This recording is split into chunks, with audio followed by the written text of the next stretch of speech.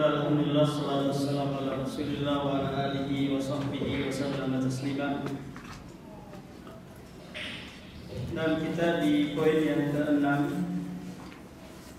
dalam menghayati gerakan-gerakan sholat yang kita lakukan, menghayati makna duduk ketika sholat. Apakah itu duduk iftirash, duduk tawarruk, duduk di antara dua sujud? Maka ada makna yang tersirat dari perbuatan tersebut. Duduk di antara dua sujud dan duduk tasyahhud dilakukan meletakkan kedua tangan di paha, sehingga sang hamba bersimpu di hadapan Allah Subhanahu wa taala, pandangan tunduk ke arah tempat sujud atau ke arah jari telunjuk ketika tasyahhud. Semua ini menunjukkan tawadu sang hamba di hadapan Rabb-Nya.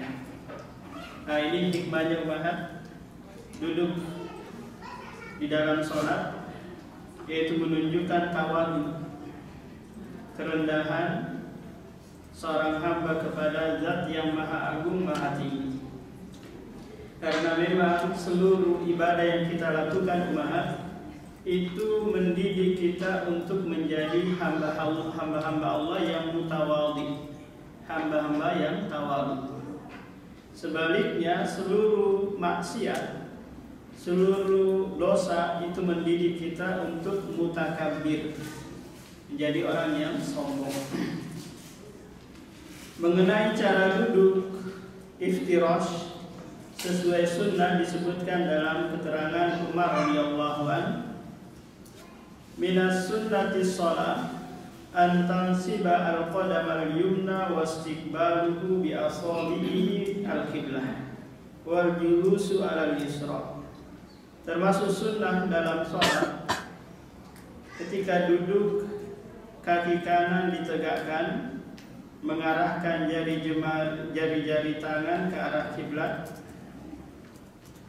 dan duduk di atas kaki kiri, di mana pantatnya umat tidak duduk di lantai ya, tapi duduk di atas kaki kiri. Ini adalah duduk iftirash yang dilakukan di saat kita duduk di antara dua sujud atau duduk tasyahhud awal, atau duduk juga ketika rakaat kedua di sholat subuh. Mengenai cara duduk di antara dua sujud dan duduk tasyahhud awal akan dibahas selengkapnya di masing-masing pembahasan yang terkait. Pahami dan lakukan cara ini dengan baik agar duduk iftirash yang Anda lakukan sesuai sunnah. Karena ini adalah sunnah umat, ketika nanti meninggalkannya maka tidak ada konsekuensi sujud sahwi sebagaimana meninggalkan kewajiban atau meninggalkan rukun sholat. Yang ketujuh, memahami makna mengacungkan telunjuk ketika tasyahhud, yaitu berisyarat dengan jari telunjuk. Mengacungkan jari telunjuk ketika tasyahhud dianjurkan untuk dimulai dari awal tasyahhud. Jadi biasanya orang awam memahami itu memulainya ketika mengucapkan apa? Asyhadu an la ilaha illallah kan? Nah, yang benar bahwa tasyahhud berisyarat ketika tasyahhud itu diawali ketika membaca at-tahiyyatu. Sudah memberikan isyarat di situ. Dianjurkan juga mengarahkan pandangan ke arah isyarat telunjuk. Jadi melihatnya ke telunjuk. Berdasarkan keterangan dari Ibnu Umar radhiyallahu anhu ketika menceritakan cara salat Nabi sallallahu alaihi wasallam, wa asyara bi usbu'ihi allati tali al-ibham fil qiblati wa rama bi basarihi ilaiha. Rasulullah sallallahu alaihi wasallam berisyarat dengan jari telunjuknya ke arah kiblat, dan beliau mengarahkan pandangannya ke arah jarinya. Ini disebut dengan hadis apa, Mahat? Hadis fi'liyah. Hadis fi'liyah itu diriwayatkan oleh sahabat dari perbuatan Nabi. Beda dengan hadis qauliyah. Hadis qauliyah Rasulullah langsung yang mengucapkannya. Mengenai tata cara mengisyaratkan telunjuk yang sesuai sunnah kami bahas di bagian tasyahud awal nanti. Hikmah mengacungkan telunjuk ketika tasyahud. Hikmah paling utama ketika mengacungkan jari adalah mengikuti sunnah Nabi SAW, karena ini adalah perbuatan beliau. Karena melestarikan sunnah termasuk hikmah tertinggi dalam setiap amalan kita, terlebih amal ibadah. Karena mengikuti sunnah, meneladani Rasulullah, ini adalah bukti cinta kita kepada Allah Subhanahu wa Ta'ala.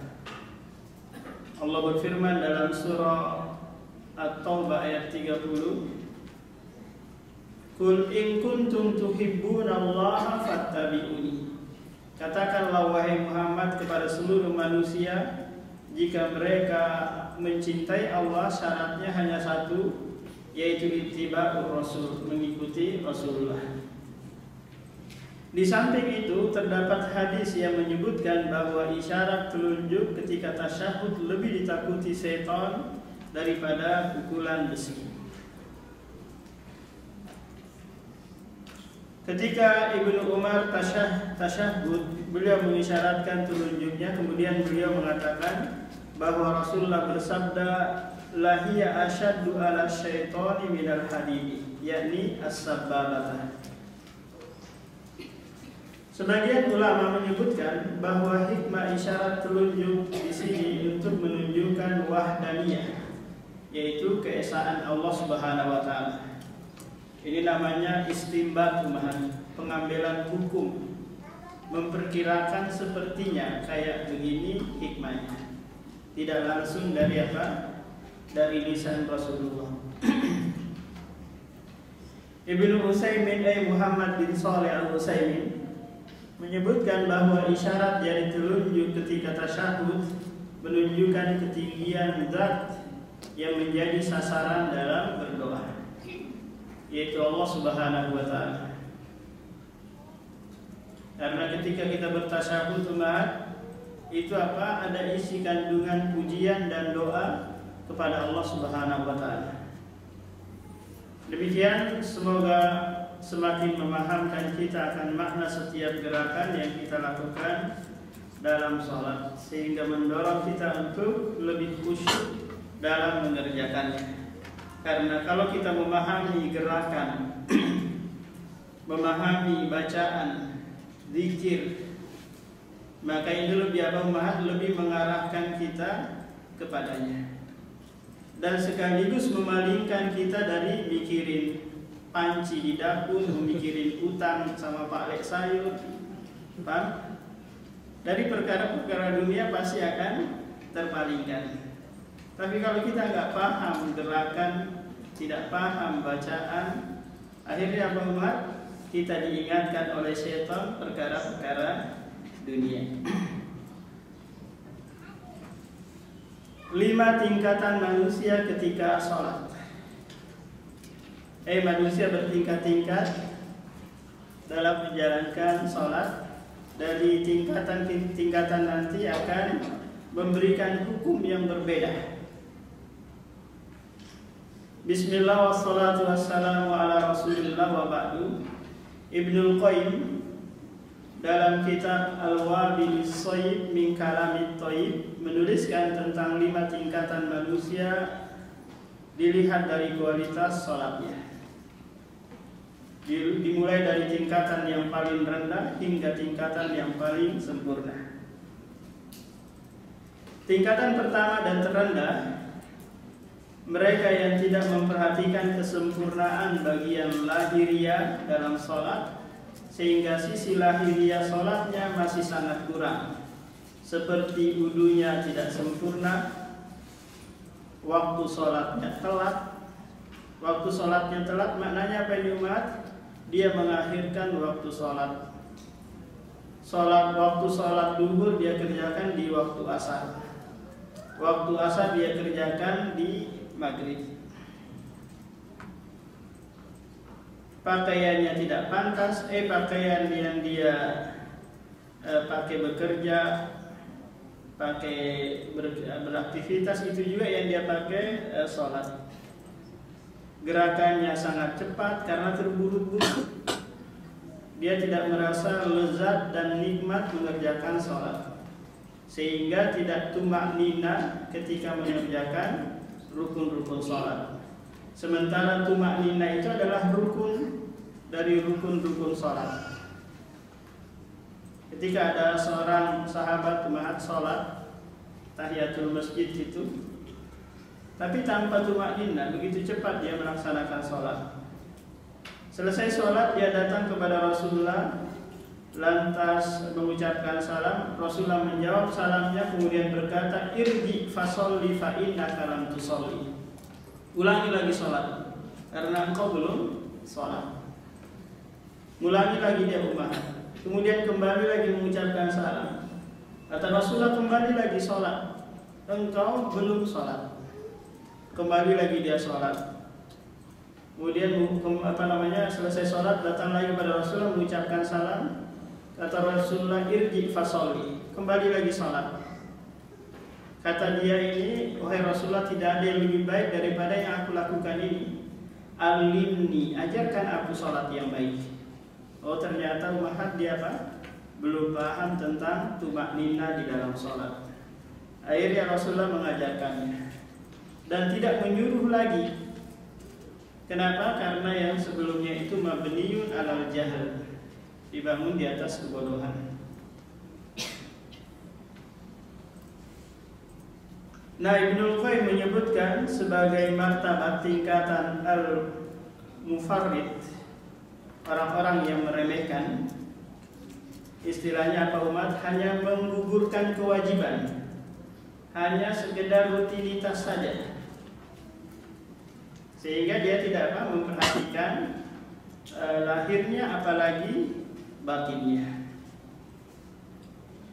Tingkatan kedua, mereka yang sholatnya sudah baik dari sisi lahiriah, wudunya sudah bagus, dia sholat tepat waktu. Tepat waktu ini maknanya umahat adalah sholat mungkin dia di awal waktu atau di tengah waktu atau di akhir waktu. Ini disebut dengan apa umahat? Ada.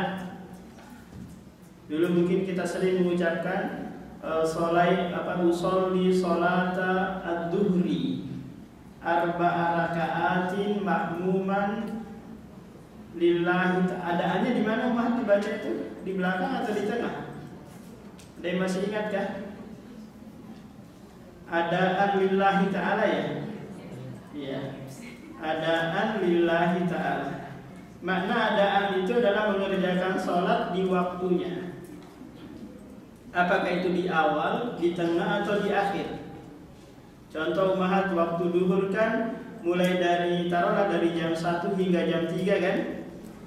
Maka awal waktunya di jam 1, di tengah waktunya jam 2, di akhir waktunya jam 3. Ketika kita sholat di akhir waktu, maka kita terhitung apa umahat? Ada. Tapi kalau kita sholat duhur di jam 4, maka ini disebut dengan qadhaan, mengerjakan sholat di luar waktunya. Kalau nggak ada uzurnya, maka dia berdosa. Kalau ada uzurnya, mungkin ada kesibukan yang tidak bisa ditinggalkan, maka dia boleh qadhaan.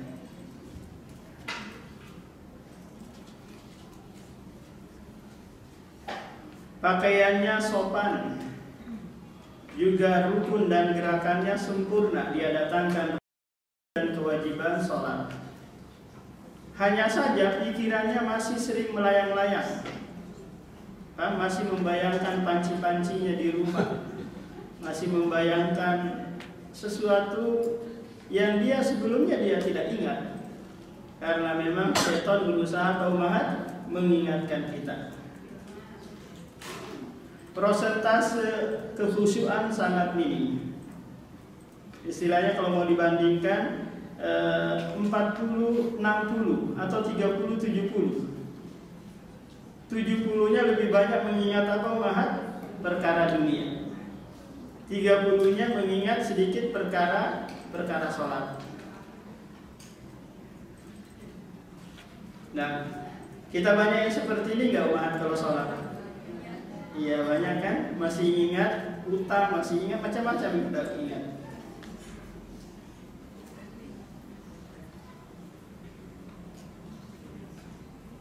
Pikirannya lebih banyak teralihkan untuk urusan dunia atau urusan di luar sholat. Sementara itu tidak ada upaya darinya untuk fokus dan mengembalikan kekhusyuan ketika sholat. Dia larut dalam mengingat urusan dunia. Apalagi tadi sebelum dia sholat diancam suaminya mau diceraikan umahan.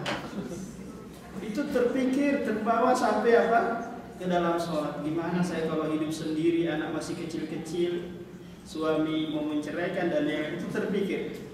Maka selesaikan dulu urusan umahan sebelum menegakkan sholat, sehingga urusan itu tidak terbawa ke dalam sholat.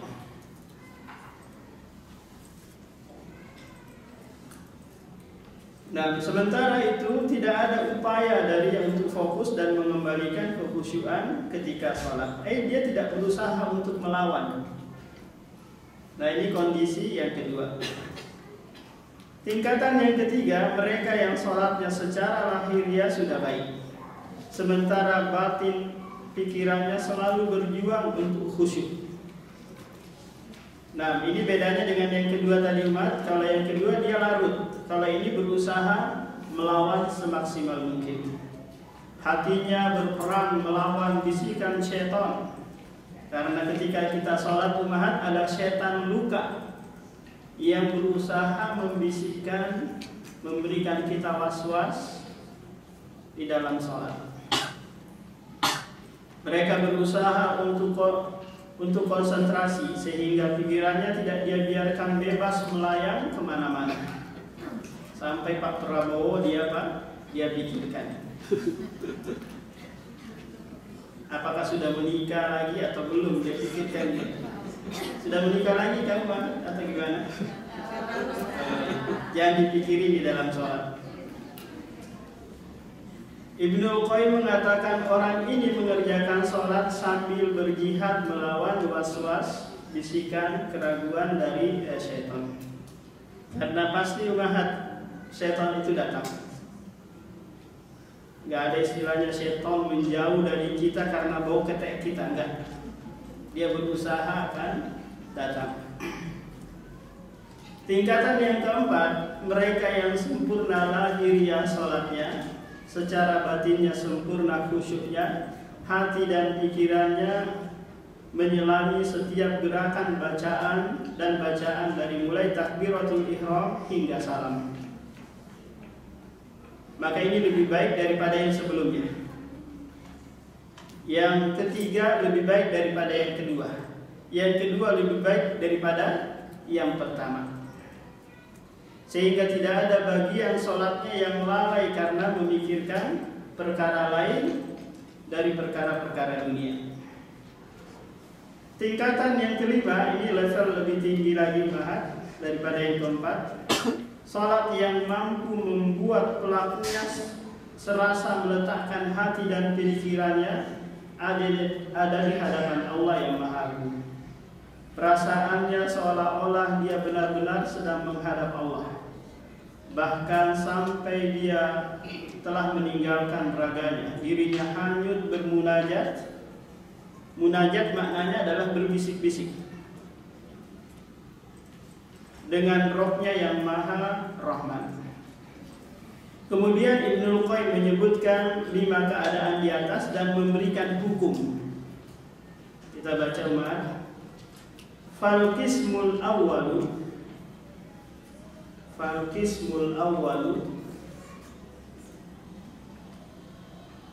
sudah umat. mu'aqabun. Mu'aqabun. Wasani muhasabun. Wasani muhasabun. Wasalisu mukaffarun anhu. Mukaffarun anhu. Warabi'u musabun. Musabun. Wal khamisu muqarrabun min rabbihi.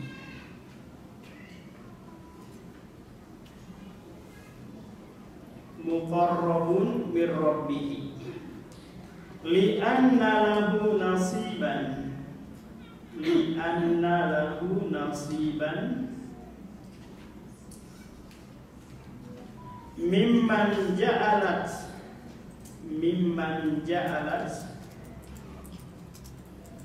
qurrata ainihi fi sholati. Qurrata ainihi fi sholati. Faman qarrat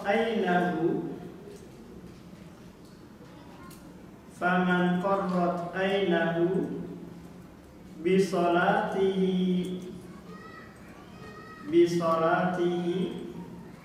fid dunya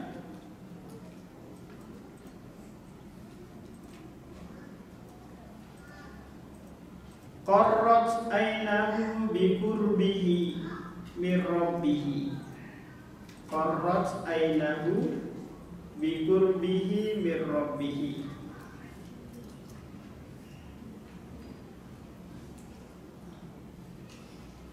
Azza wa jalla fil akhirati.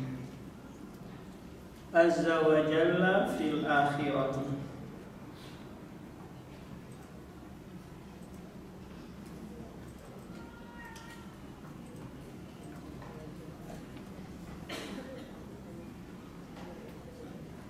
Terjemahannya, level pertama akan dihukum.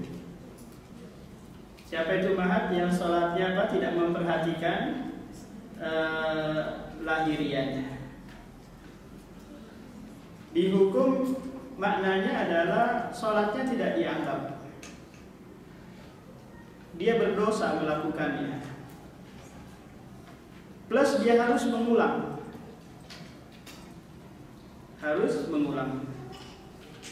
Kenapa umahat? Karena belum gugur kewajiban yang dibebankan kepadanya.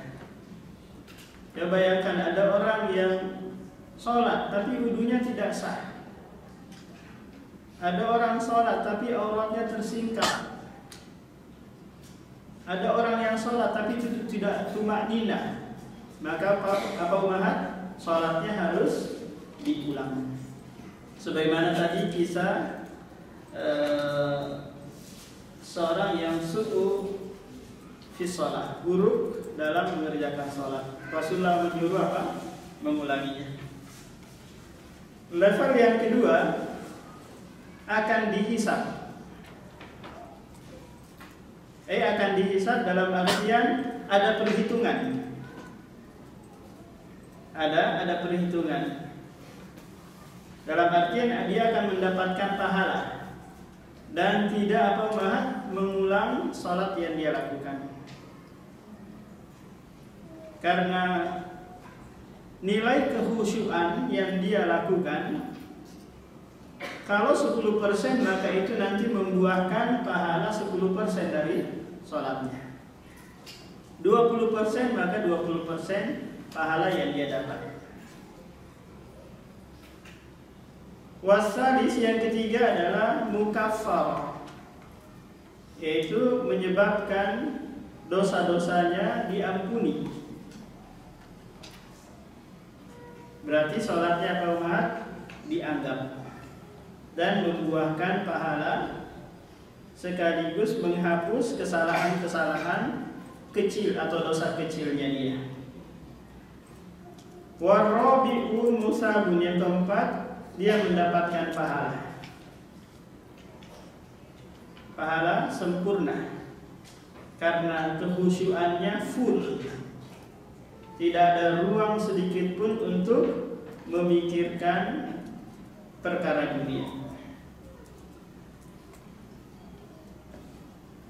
Yang kelima, ini level yang paling tinggi, yaitu muqarrabun, orang-orang yang didekatkan kepada Allah.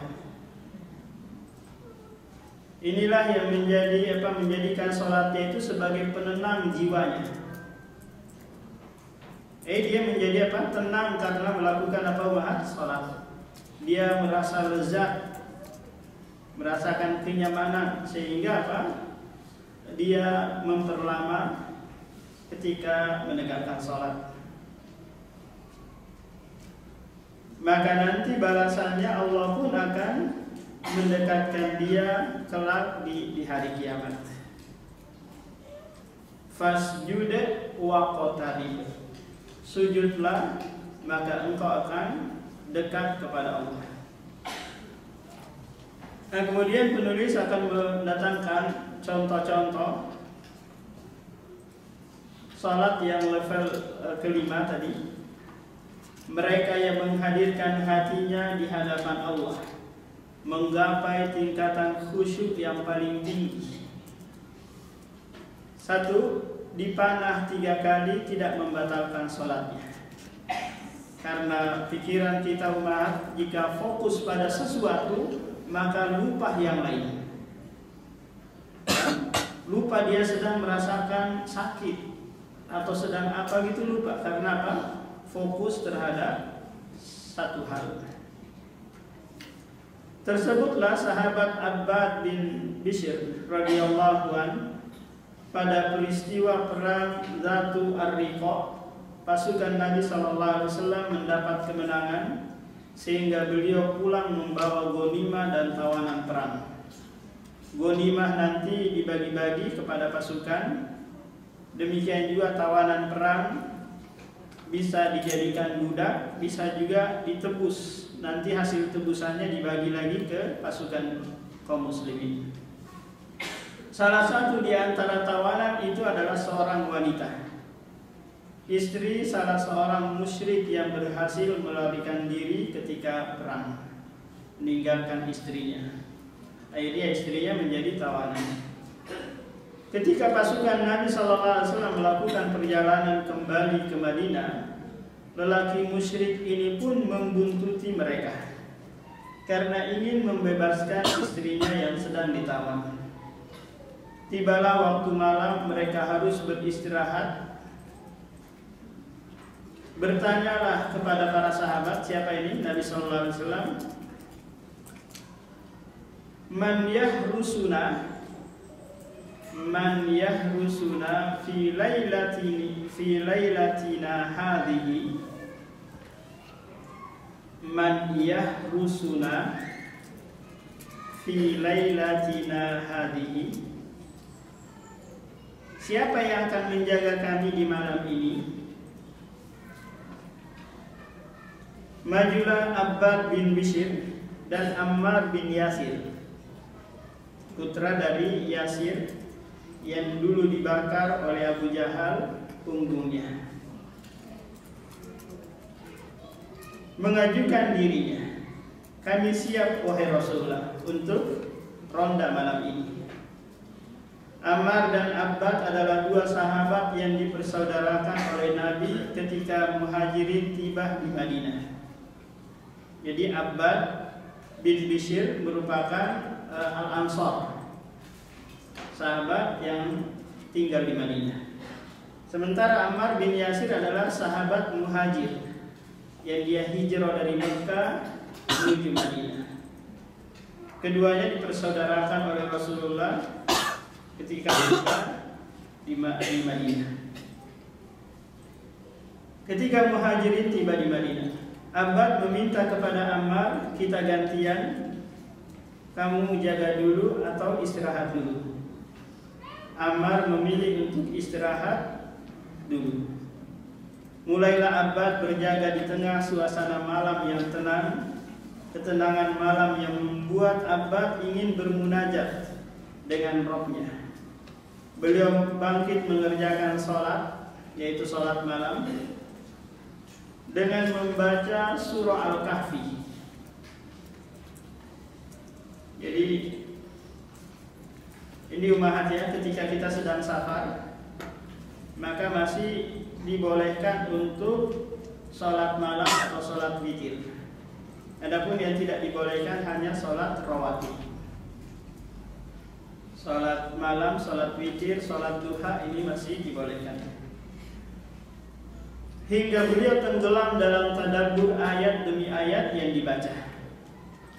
Karena di dalam surah Al-Kahfi itu terkandung 4 fitnah,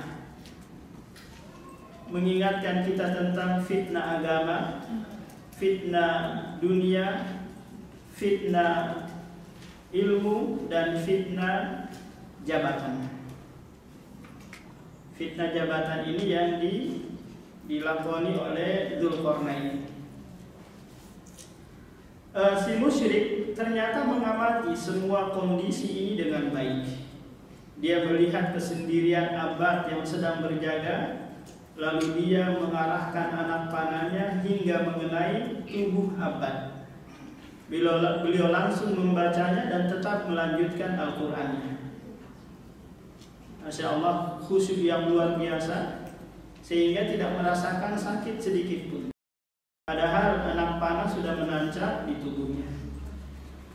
Si musyrik melemparkan lagi anak panah yang kedua tepat mengenai badan Abbad.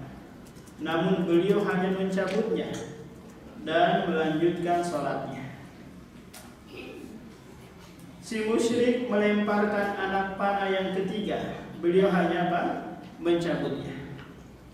Berarti 3 kali dipanah, tetap masih berdiri membaca surah Al-Kahfi. Kali ini beliau tidak sanggup lagi bertahan. Kenapa? Karena badan beliau mulai lemas karena banyaknya darah yang mengalir. Kemudian beliau bangunkan Ammar karena khawatir beliau meninggal dalam keadaan sholat. Sementara tidak ada yang menjaga Nabi SAW. Melihat kejadian ini, si musyrik lari ketakutan. Subhanallah, tenggelam dalam kekhusyuan sholat hingga melupakan rasa sakit anak panah yang menancapnya. Kalau kita mau praktekkan sekarang ini, mungkin kita mau dioperasi gitu, mau dibedah, mau diamputasi. Coba tunggu dulu dokter, saya sholat dulu. Gak usah disuntik bius, suntik apa gitu, saya sholat dulu.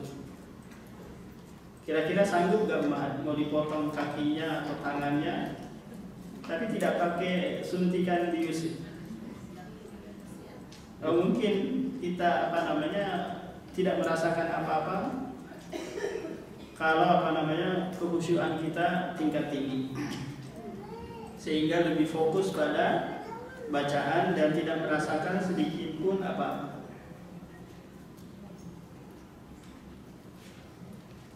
Jangan kamu dipotong tangan atau kaki umat, melihat suntikan saja kita sudah ketakutan dan terpikir macam-macam. Kali tenggelam dalam kekhusyuan sholatnya hingga melupakan rasa sakit anak panah yang menancapnya. Ammar mengingatkan, kenapa kau tidak bangunkan aku di anak panah yang pertama? Abbad mengatakan, kuntu fi suratin aqra'uha falam uhibba an aqta'aha hatta unfidhaha. Saya sedang menikmati surat yang kubaca. Saya tidak ingin memutusnya hingga selesai. Demi Allah, andai tidak khawatir meninggalkan tugas jaga yang Rasulullah perintahkan, saya rela mati sebelum menyelesaikan bacaan itu. Contoh yang kedua, tetap bersujud meskipun meriam mengarah kepadanya. Sahabat Abdullah bin Zubair ini merupakan saudara kandung dari Ammar bin Yasir. Ammar Zubair ibnul Awwam. Ammar bin Zubair. Cucu Abu Bakar As-Siddiq radhiyallahu an, dari putrinya Asma binti Abu Bakar. Jadi Asma dengan Aisyah ini ummahat, dia satu bapak beda ibu. Sangat terkenal dengan kekhusyuan ketika sholat. Bukan Ammar tadi ya, tapi Urwah. Jadi Urwah dan Abdullah ini saudara. Urwah ini sibuk dengan belajar kepada tantenya Aisyah, sementara Abdullah ini sibuk dengan politik.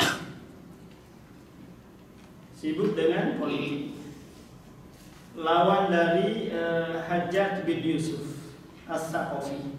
Dia enggan untuk berbaiat, lebih memilih golput atau istilahnya menyendiri di Mekah. Pada peristiwa penyerangan Masjidil Haram, Hajjaj bin Yusuf As-Saqafi menyiapkan manjanik, ketapel besar seperti meriam batu yang dilempar gitu. Ketika itu sahabat Abdullah bin Zubair tengah melaksanakan sholat. Syekhul Islam menceritakan, kana Abdullah bin Zubair yasjudu. Kana Abdullah ibnu Zubair yasjudu. Fa'ata al-manjaniku fa'akhadha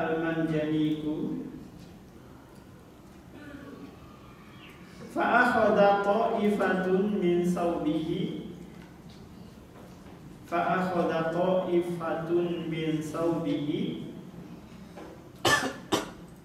wa huwa fi sholati la yarfa'u ra'sahu.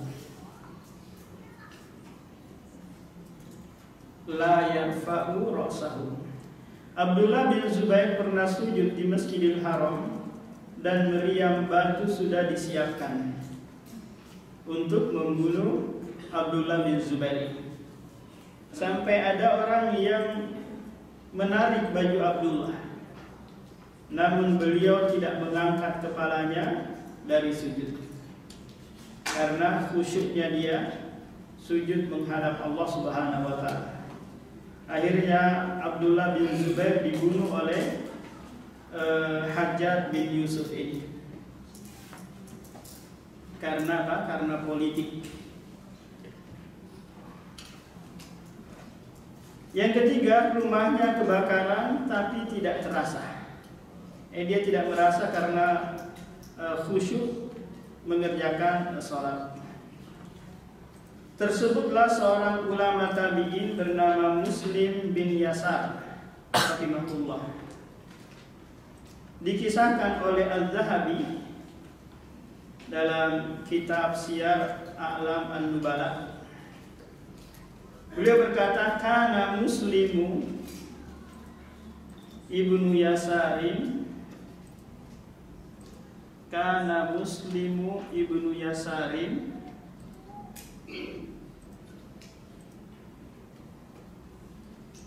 idza shalla ka'annahu saubun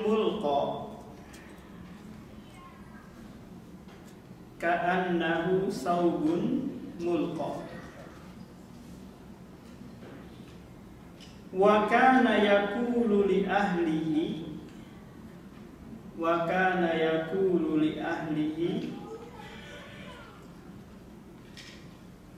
idza dakhala fi sholati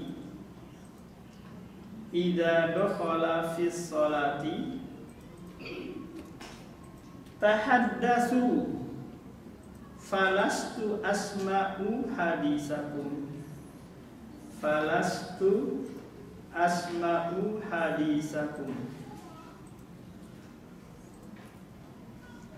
wa dzukira annahu waqa'a harikun fi darihi wa huwa yusalli falamma dzukira lahu qala ma sya'irtu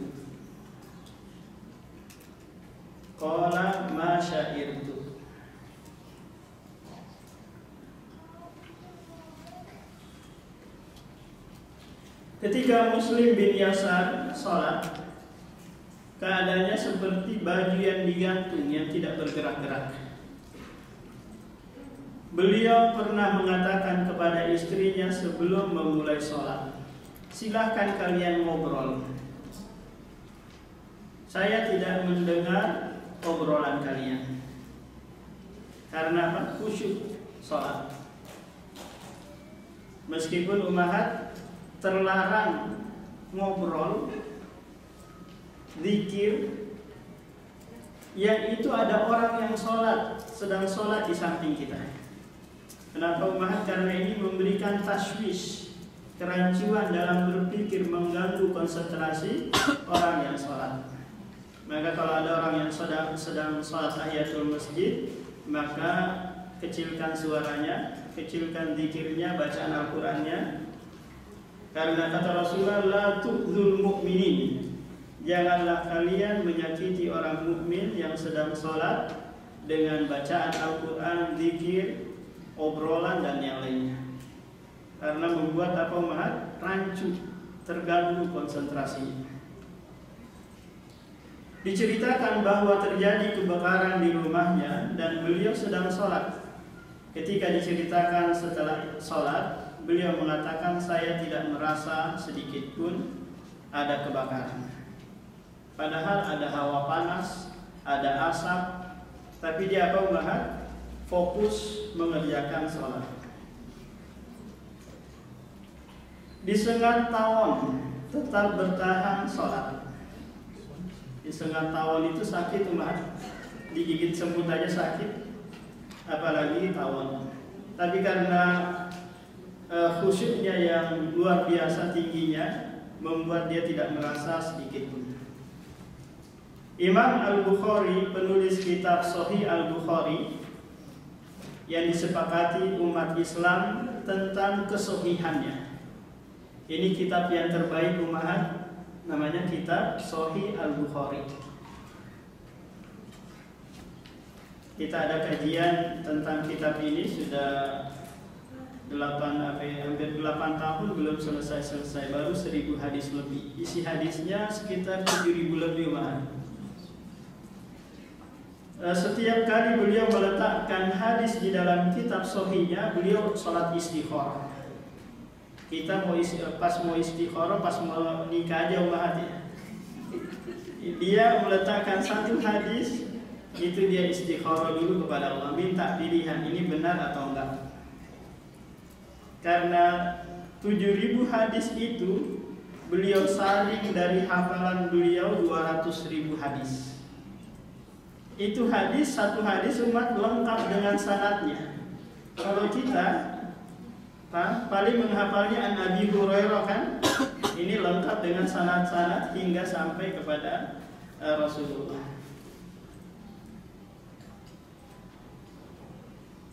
Wa kana al-Bukhari yusalli dzata yaumin au dzata lailatin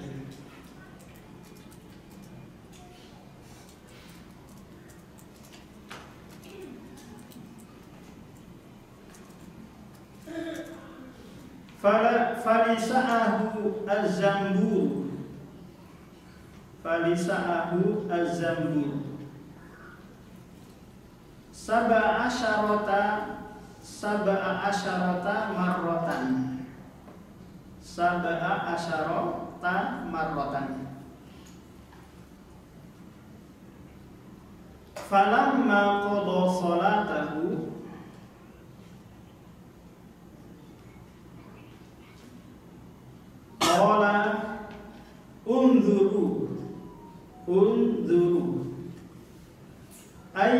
syai'in. Ayya syai'in. Adani fi sholati. Adani fi sholati.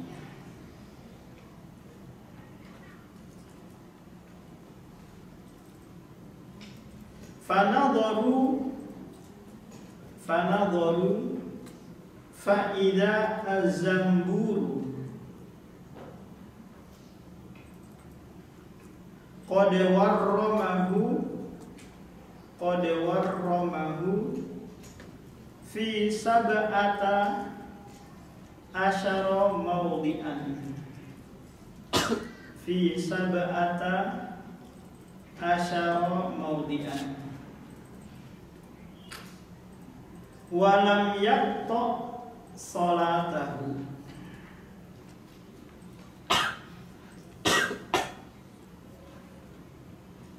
Suatu ketika Imam Bukhari, namanya Muhammad, salat, tiba-tiba beliau disengat tawon zambur 17 kali. Usai sholat, beliau mengatakan, tolong lihat apa yang mengganggu ketika sholat tadi. Dia tidak merasa kesakitan, merasa kayak lalat saja ada yang mengganggunya. Mereka pun melihatnya, ternyata bengkak di 17 tempat dari badan beliau. Namun beliau tidak membatalkan sholatnya. Ketika ditanya oleh teman-temannya, kenapa kamu tidak membatalkan sholatmu? Maka jawab Imam Bukhari, kuntu fi suratin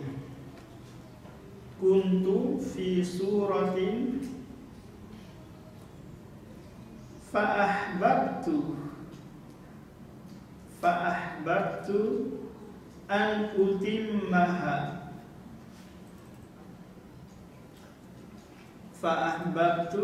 utimmaha.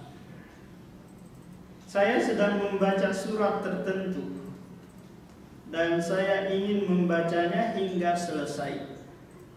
Tidak mau memutus karena sesuatu yang menyengatnya atau mengganggunya. Ini umat contoh-contoh para ulama kita yang mempraktekkan level kelima ini. Ada kira-kira umat yang mempraktekannya di kehidupan kita? Sulit ya umat ya. Paling kita di level yang ketiga atau keempat ya. Belum sampai di level yang kelima. Nah, semoga nanti khotam buku ini kita sudah sampai ke level yang kelima.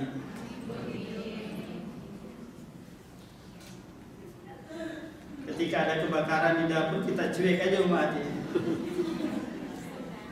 Ketika suami ngetok-ngetok pintu, nggak diurus gitu. Lihat umat, antara maslahat dan mafsadah. Sholat khusyuk tingkat tinggi itu maslahat, tapi kebakaran di dapur itu juga mafsadah. Nah, anak minta tolong, kita cuekin karena ingin tingkatan yang kelima. Jadi dilihat, jangan semangat mengejar kebaikan, tapi ternyata mendatangkan mudarat. Salatnya orang munafik. Orang munafik umahat juga melaksanakan salat, melaksanakan kebaikan, tapi mereka melakukannya secara zahiriyah saja. Batinnya mereka menyembunyikan kebencian terhadap Islam. Rasulullah pun menyikapi mereka sebagaimana muslim yang lain. Tak kala Allah memerintahkan nabinya untuk memerangi mereka, Rasulullah tidak memerangi umat. Kenapa? Karena ada mudarat yang akan muncul. Apa itu? Menyebar di kalangan manusia bahwa Rasulullah membunuh sahabatnya. Padahal mereka munafik kan? Ketika Abdullah bin Ubay bin Salul, seorang dedengkot atau kepalanya orang munafik di Madinah meninggal dunia, Rasulullah mensolatinya. Rasulullah memakaikan pakaian yang biasa dia pakai. Semoga saja azabnya diringankan oleh Allah. Sampai Umar bin Khattab marah-marah, kok disolatin wahai Rasulullah? Ini kan munafik. Bukankah Allah berfirman, fala tusolli alaihim, jangan solati mereka. Tapi Rasulullah berdalil dengan ayat yang lain bahwa dia diberikan pilihan. Engkau mau memintakan ampun atau tidak, sama saja. Allah tidak mengampuni mereka. Tapi Rasulullah mengambil langkah mensolati mereka, memohonkan ampun untuk mereka. Jadi Islam umat melihat zahirnya. Kita sebagai muslim melihat zahir. Muslimah muslim yang lain, tidak menghukumi apa yang ada di batinnya. Yang di batin itu urusan Allah.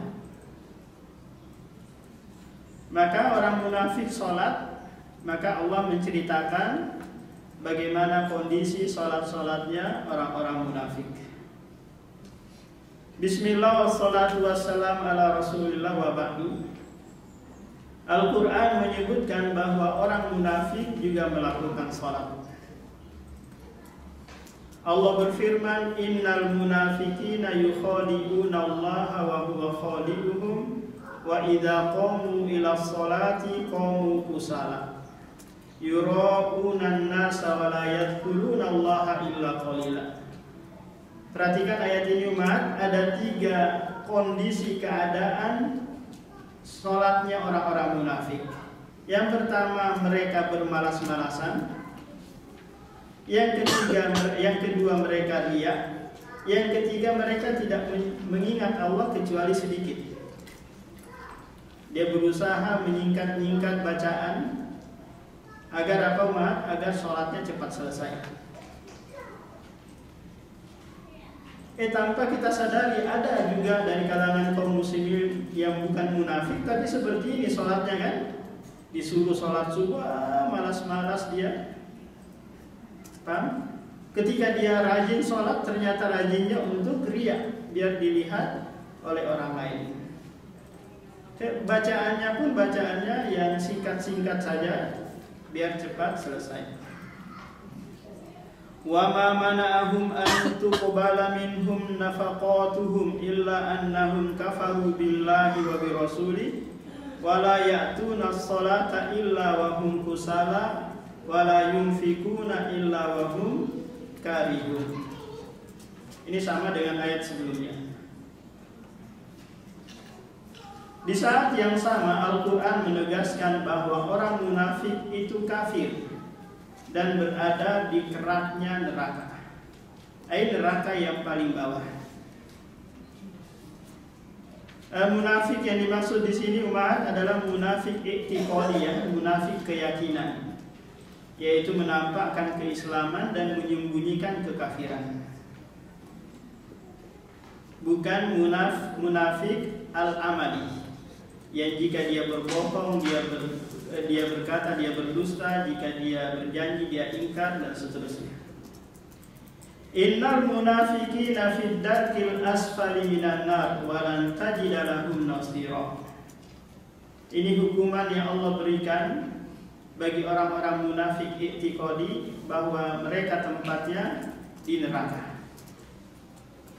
Meskipun sholat merupakan ibadah yang istimewa, namun ketika dikerjakan dengan cara malas-malasan, asal-asalan dan banyak kekurangan, maka yang didapatkan bukan pahala namun dosa. Sholat seperti inilah yang dicela oleh Allah dalam firman-Nya, fawailul lil musallin alladzina hum an sholatihim sahun. Jadi ini harus dibaca langsung ya umat, nggak boleh waqaf di fawailul lil musallin. Karena ini doa bagi mereka yang sholat. Sholatnya khusyuk, enggak khusyuk, baik atau buruk, semuanya didoakan celaka. Maka tidak tepat, harus dilanjutkan. Alladzina hum an sholatihim sahun. yang mereka lalai dalam sholatnya. Lalai yang dimaksud di sini ummahat adalah mengakhirkan waktu sholat dengan sengaja. Mengakhirkan waktu sholat sehingga dia sholat di luar waktu. Ini makna apa? Lalai. Bukan lalai yang maknanya lupa sesuatu di dalam sholatnya yang dia tidak sadari. Dia lupa sujud, dia lupa ruku, lupa baca Al-Fatihah, dan ini manusiawi. Karena Rasulullah pun sering lupa atau sahwu di dalam sholat. Nabi SAW juga menggambarkan betapa malasnya orang-orang munafik ketika sholat, di mana mereka suka menunda-nunda waktunya. Dalam hadis dari Anas bin Malik radhiyallahu anhu, Rasulullah bersabda, "Tilka salatul munafiki, tilka salatul munafiki, tilka salatul munafik. Yajlisu yarqubus syamsa hatta idza kanat baina qarnay syaitan qama fanaqaraha an la yadhkurullaha fiha illa qalila." Dua tanduk setan itu sebelum maghrib dan setelah munculnya matahari sebelum setinggi 1 meter. Ini adalah dua tanduk setan, di mana di dua waktu ini orang-orang musyrik beribadah kepada patung-patung mereka. Kan? Sehingga kita dilarang sholat di waktu ini. Ketika mau menjelang matahari terbenam sama matahari muncul dan belum setinggi apa umahat 1 meter. Ketika nanti matahari sudah setinggi 1 meter, maka kita disunahkan sholat duha.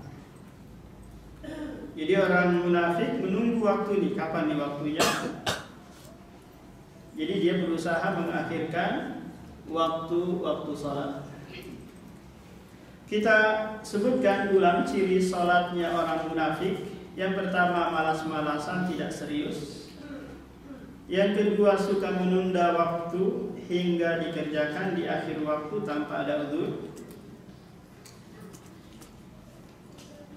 Yang ketiga, sangat cepat, rukuk sujudnya seperti gerakan mematuk, ayam mematuk makanan tanpa tumakninah. Yang keempat, sangat tidak khusyuk sehingga tidak ingat Allah dalam sholatnya. Yang kelima, melalaikan gerakan rukun maupun kewajiban sholat. Yang keenam, suka pamer atau riya untuk mencari pengakuan agar tetap dianggap muslim, padahal dia kafir. Dari keenam ciri di atas, jika salah satu saja dilakukan oleh seorang muslim ketika sholat, maka sholatnya menjadi batal atau berdosa.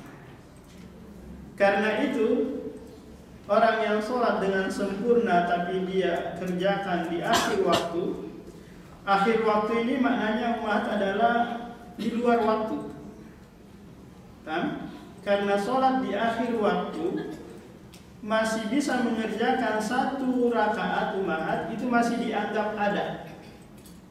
Kan? Contoh gini umat, taruhlah waktu duhur jam 3 tepat. Kira-kira umat kalau kita mengerjakan 1 rakaat sholat duhur itu berapa menit? Kira-kira umat berapa menit? 2 menit cukup ya? Atau 1 menit? Taruhlah 2 menit ya umat ya. 2 menit 1 rakaat.